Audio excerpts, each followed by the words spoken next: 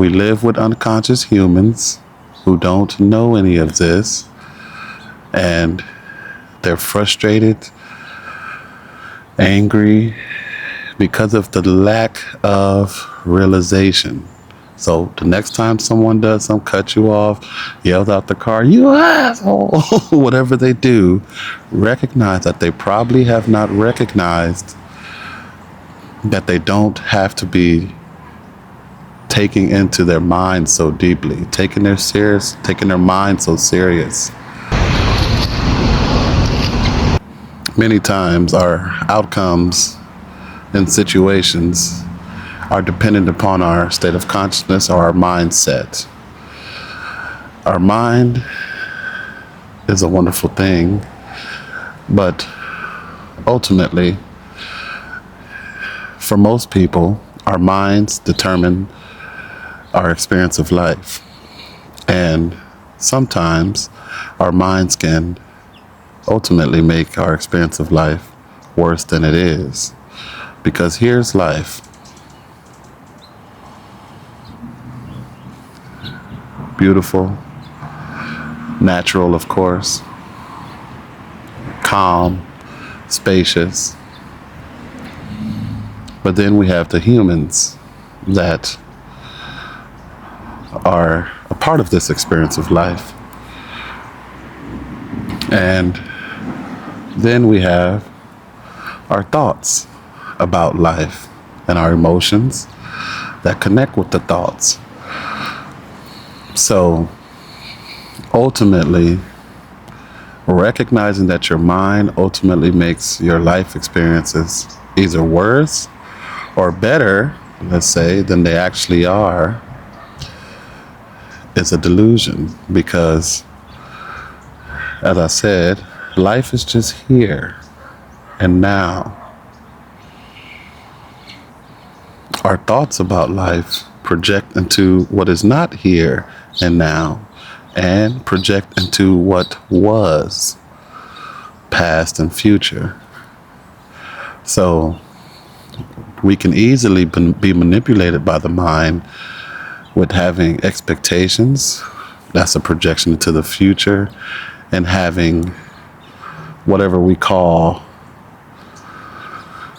looking back in the past and feeling bad about it.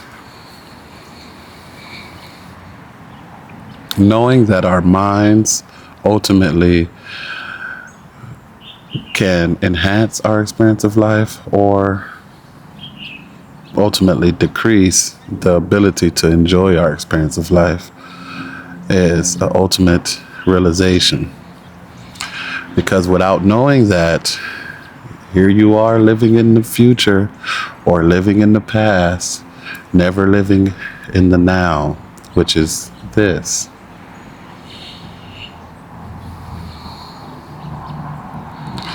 Appreciating life as it comes, using thought as a tool to navigate on the surface of the planet, but not allowing it to ultimately derive your sense of self from the thoughts. Let's say, for example, if I get this, I'll be happy.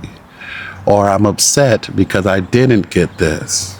That is your mind ultimately manipulating your experience of life by trying to enhance it by the future, or trying to make it remember the past and feel bad about it. You don't have to do that.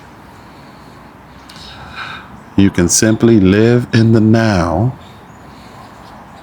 using thoughts as tools to help you do things, create things, work with people, engage, but without the suffering of future or past. It's a wonderful realization once you realize it deeply, and you realize it throughout your daily life with small things, such as someone asked you to take out the trash and you didn't do it. There's an opportunity to feel bad about that. And there's an opportunity to feel like, oh, okay, I'll do it now. It sounds so simple, But yet, when you walk outside and your car has been hit by a stray driver, at that moment, can you accept what has happened? Use the mind to see what you can do about it.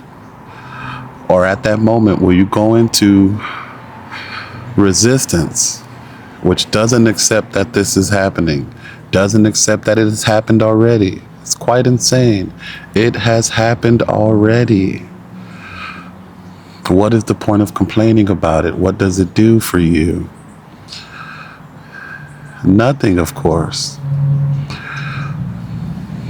So, recognizing that you don't need to live in the future, you don't need to have expectations.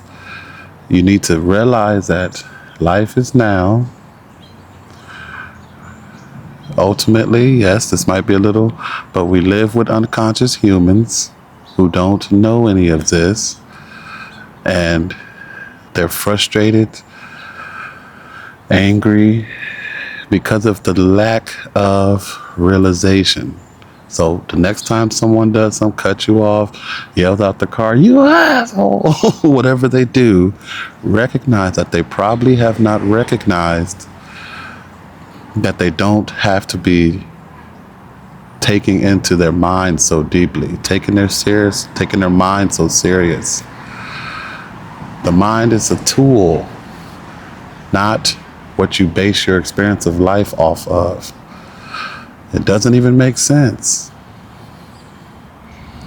to base your life on something that is past or base your life on something that doesn't exist, meaning the future. So, how do you step out of that future and past? How do you stay rooted in presence? It starts with something as simple as noticing that you're breathing.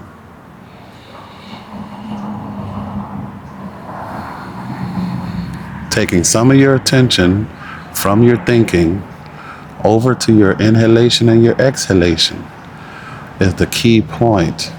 Nothing else really is needed.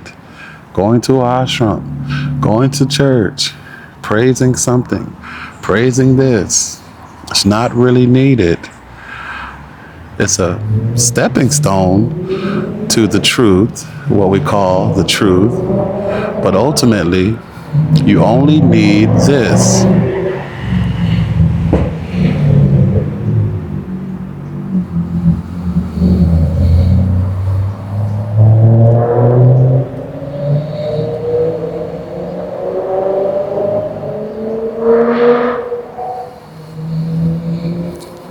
Without this, noticing of the inner state,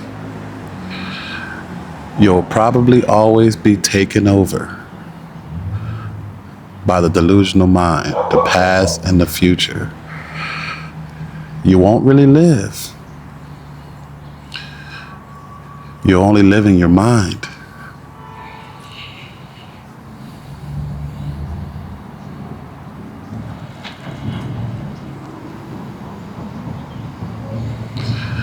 Thank you for joining me.